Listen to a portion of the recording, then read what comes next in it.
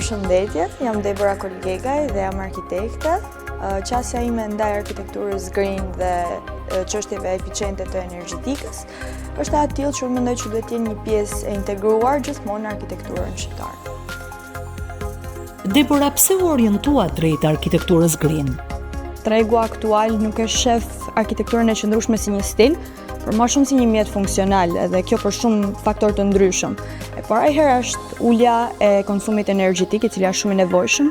E dyta është rritja e reziliencës urbane, por gjithashtu dhe në përputhje me politikat territoriale të Bashkimit Evropian, por jo vetëm dhe në rang ndërkombëtar me SDG-të kombeve të bashkuara që lidhen me objektivet e qëndrueshme. Pse është eficienca energjetike kyçe për Shqipërinë? Eficienca energjetike realisht është shumë e rëndësishme për Shqipërinë, sepse ne shohim ditë pas dite që tregu jon është masivisht duke u zhvilluar, por gjithashtu është edhe shumë i fragmentizuar.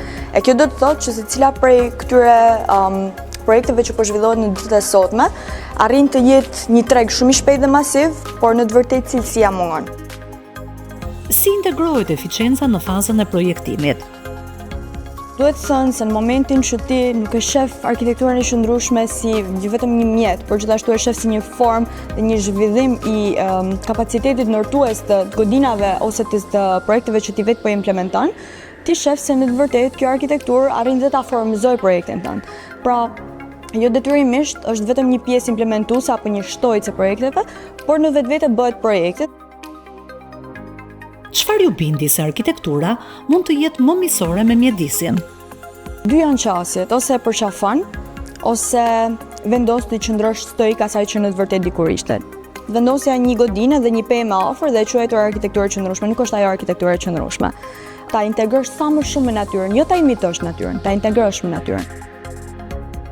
Pse është i rëndësishëm angazhimi përtej profesionit? Për mua është shumë e rëndësishme që ne jo vetëm të jemi profesionistë mirë, por gjithashtu dhe pjesë e një shoqërie civile përgjegjëse. Kur ndërtojmë arkitekturë qëndrueshme, nuk ndërtojmë vetëm objekte të bukura, por lidhet më shumë me një përgjegjësi sociale. A ka modele apo vizione që ju frymëzojnë? Ndërtesa ndoshta dhe jo, por vizione besoj se po. Është Stefano Boeri me arkitekturën vertikale që po krijon, është duke implementuar një lloj pylli vertikal, i cili besoj që do të jetë fillimi i një arkitekture qëndrueshme. E shoh pra problematike, sepse është një kosto e lartë në fillim dhe njerëzit shpesh janë të dyzuar dhe të dyshuar ndaj këtij faktori. A shihet arkitektura e qëndrueshme si investim apo kosto? Në tregun masiv të Tiranës, kjo që ndodh është shitja e shpejtë e projekteve dhe njësia për metër katror, e gjithashtu dhe fitimi i shpejtë për qirat ose për shitjet.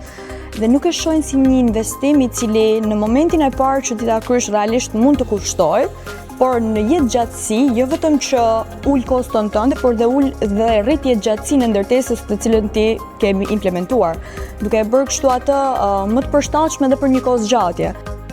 Si ndikojnë këto ndërtesa në qytete të ndotura si Tirana? 50% e ndërtesave rezidente që ne kemi përdorin energji të atilla të cilat kanë qasje të ndotjes në mjedisit. Edhe e mira që këto sisteme në vetvete kanë është se e para janë vetë prodhuese, pra marrin një element dhe riciklojnë atë element në përgjithësinë e tij. Duke bërë të mundur që ne të implementojmë këtë lloj sistemesh, neve ndjeshëm ulim masën e ndotjes. Çfarë duhet të ndërtojmë sot për të qenë më mirë nesër? Leni të jem pak egoiste, se në fundet mendoj që arkitektura nuk projekton vetëm godina të bukura dhe hapësira të bukura, por projekton edhe jetesën e njerëzve. Edhe nëse vetëm arkitektura do të jetë një stil jetese, arkitektura e qëndrueshme bëhet një përgjegjësi publike.